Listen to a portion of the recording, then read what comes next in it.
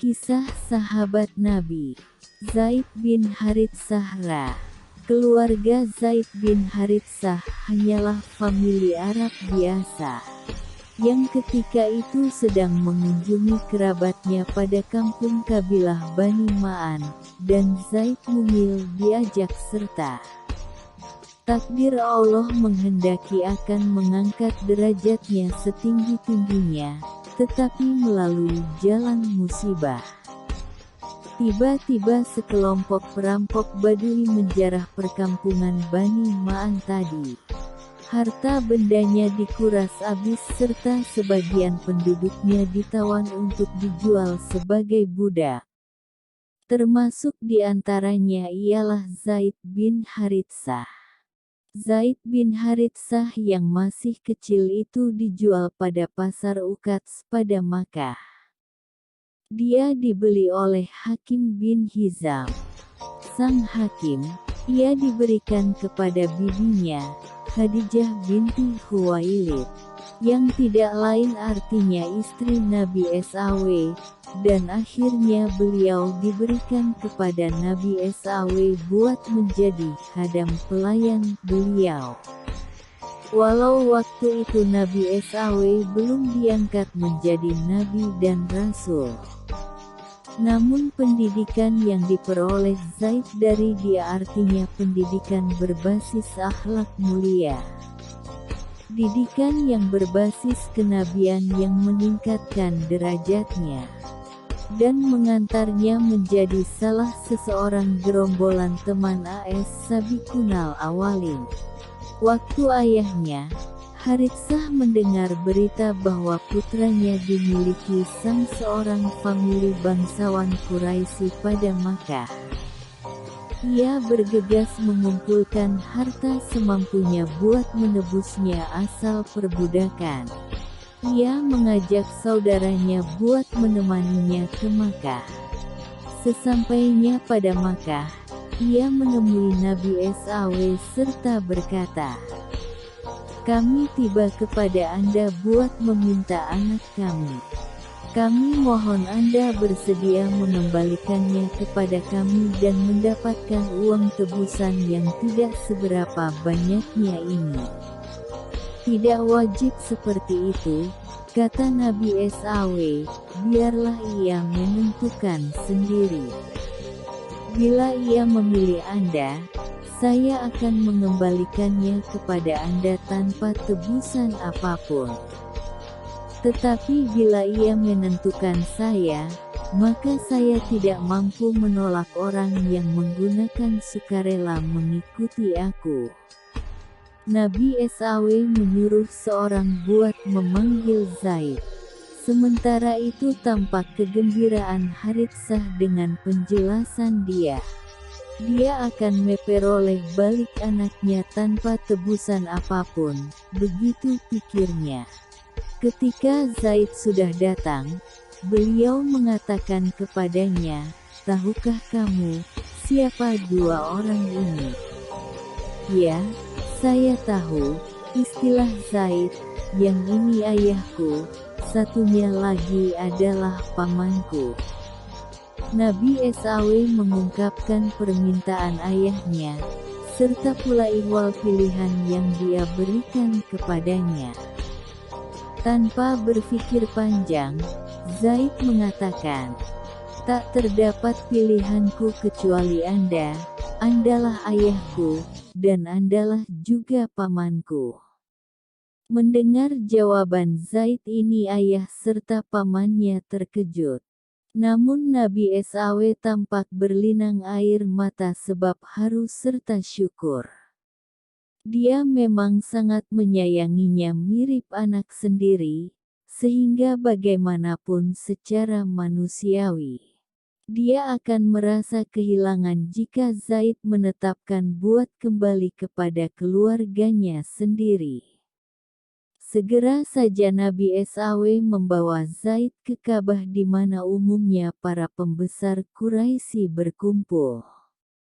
Kemudian beliau mengatakan lantang, "Saksikanlah oleh kalian seluruh, mulai hari ini Zaid artinya anakku." Ia pakar warisku serta saya pakar warisnya. Memang, budaya Arab saat itu membenarkan mengangkat anak yang statusnya sama mirip anak kandung.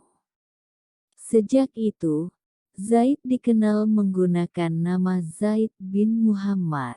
Pada perkembangan selanjutnya waktu telah tinggal pada Madinah. Al-Quran melarang penisbahan kecuali pada ayah kandungnya.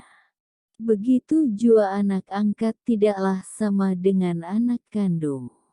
Salah satu cara Allah SWT membongkar budaya jahiliyah ini ialah Nabi SAW diperintahkan menikahi atau lebih tepatnya dinikahkan dengan janda Zaid bin Haritsah, yakni Zainab binti Jahsy, melalui firman Allah dalam surah Al-Ahzab 37.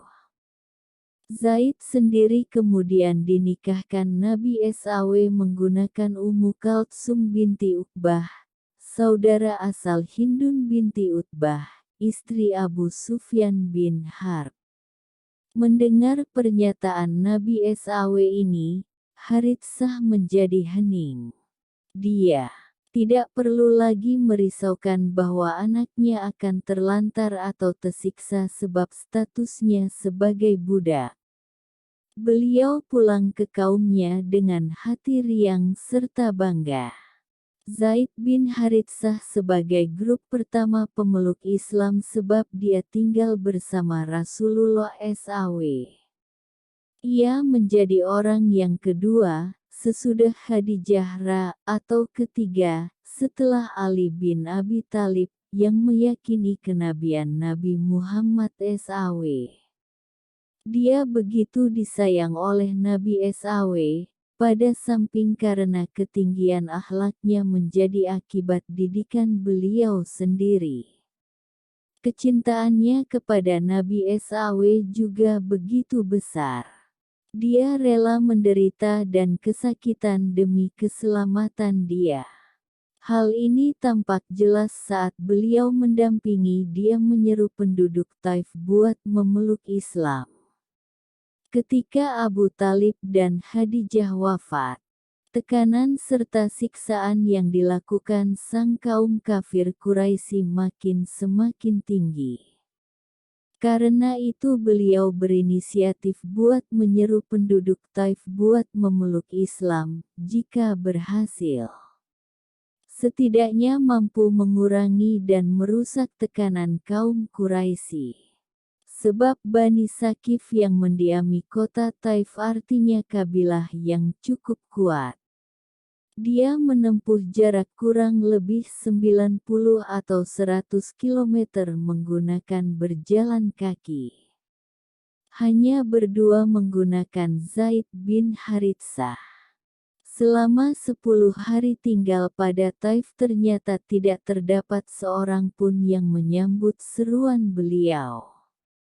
Bahkan akhirnya mereka mengusir beliau asal kota Taif. Tak relatif itu, mereka mengumpulkan beberapa orang jahat dan para budak mengerumuni dia. Membentuk dua barisan pada kanan kiri jalan, serta mereka mencaci maki dan melemparkan batu pada mereka berdua. Zaid bin Haritsah tewas matian melindungi Nabi SAW asal agresi lemparan batu tersebut. Tidak terkira luka-luka di kepala dan tubuhnya. Sebab mereka terus melakukan serangan batu tadi sepanjang 4,5 km 3 mil perjalanan. Sampai Nabi SAW dan Zaid masuk dan berlindung kepada kebun milik Utbah bin Rabi'ah dan Syaibah bin Rabi'ah, seseorang tokoh Quraisy. Luka mengucur hampir asal seluruh bagian tubuh Zaid. Nabi SAW sendiri juga terluka, bahkan keliru urat di atas tumit dia putus sebagai akibatnya darah membasahi terompah dia. Namun Zaid justru lebih mengkhawatirkan luka pada kaki Nabi SAW daripada luka-luka yang dialaminya. Dilema belum terselesaikan sampai di situ. Kaum kafir Quraisy menggunakan pimpinan Abu Jahal ternyata sudah bersiap-siap menolak Rasulullah SAW untuk memasuki Makkah, bahkan akan mengusir dia. Zaid bin Haritsah bertanya, "Bagaimana caranya engkau memasuki Makkah, ya Rasulullah? Padahal mereka telah berniat mengusir engkau." "Wahai Zaid," kata Nabi SAW, "sesungguhnya Allah akan membangun kelonggaran dan jalan keluar berasal masalah yang kita hadapi ini. Benar-benar Allah pasti akan menolong agamanya serta memenangkan nabinya." Setelah hijrah ke Madinah, Zaid tidak pernah terlewat berjuang beserta Rasulullah SAW. Perang Badar, Perang Uhud, Perang Khandaq dan lain-lainnya, semua diterjuninya tanpa kenal menyerah. Bila Nabi SAW mengirim suatu pasukan ad-interim dia sendiri tidak mengikutinya. Pastilah Zaid yang ditunjuk menjadi pemimpinnya. Contohnya Perang Al-Jumuh, At-Taraf, Al-Ish, Al-Hismi serta beberapa peperangan lainnya. Tibalah pertempuran Mu'tah, sebuah pertempuran tidak berimbang antara pasukan Muslim yang hanya 3.000 orang melawan pasukan Romawi serta sekutunya sebanyak 200.000 orang. Pemicu pertempuran ini merupakan terbunuhnya utusan Nabi SAW ke Busra, Harits bin Umair oleh Syurahbil bin Amr, pemimpin Balqa yang berada pada bawah kekuasaan Kaisar Romawi. Pasukan Muslim 3.000 orang ketika itu merupakan yang terbesar yang pernah dipersiapkan beliau. Serta beliau tak pernah menyangka bahwa pasukan Romawi akan menghadapinya menggunakan prajurit sebanyak itu. Tetapi mirip memperoleh pandangan ke depan vision. Dia menunjuk 3 orang menjadi komandan secara berturutan. Pertama Zaid bin Haritsah, kedua Ja'far bin Abi Thalib dan ketiga Abdullah bin Rawahah. Ketika pasukan datang di Mu'an, tidak jauh dari Mu'tah, mereka baru memperoleh gosip bahwa pasukan Romawi sebanyak 200.000 orang. Mereka bermusyawarah tentang jalan terbaik, sebab jika nekat bertempur, sama saja menggunakan bunuh diri. Selesainya banyak pendapat yang masuk. Diputuskan untuk memberitahukan Nabi SAW jumlah pasukan yang harus dihadapi. Selesainya itu terserah petunjuk beliau. Apa akan terus melawan, menunggu bantuan, atau apa nanti? Terserah perintah Nabi SAW. Namun pendapat tersebut ditentang oleh komandan lapis ketiga, Abdullah bin Rawahah. Menurutnya, pertempuran ini adalah sebab Allah serta kepercayaannya, bukan karena jumlah pasukan yang dihadapinya. Rasulullah SAW sudah memerintahkan dan tugas mereka melaksanakannya.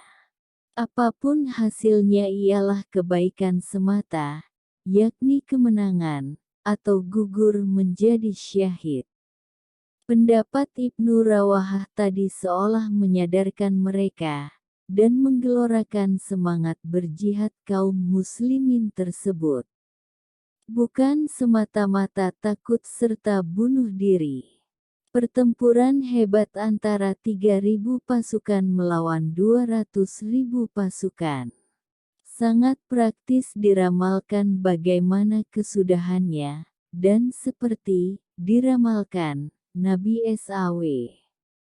Zaid bin Haritsah gugur dengan luka-luka yang tak mampu dibayangkan bagaimana parahnya. Jauh lebih parah daripada luka-lukanya sepulang berasal Taif. Tetapi demikian tampak sesungging senyum pada bibirnya. Sebab sesungguhnya lah ia tidak sempat melihat dan mengamati medan pertempuran. Kebun-kebun surga serta bidadari-bidadari yang jelita seolah menyerunya untuk segera datang. Sehingga apapun dan siapapun yang menghalangi jalannya, ditebasnya abis dengan pedang serta tombaknya. Dan ia benar-benar sudah merasa gembira serta rida saat tubuhnya roboh tak berkiprah sebab luka-luka yang dialaminya. Sementara ruhnya terbang tinggi memenuhi panggilan kasih sayang yang kuasa. Ya ayat Tuhan nafsul mutmainah, irji, ila robiki rudiyatan mardiyah, fathuli fi, ibadi, wadhuli janati.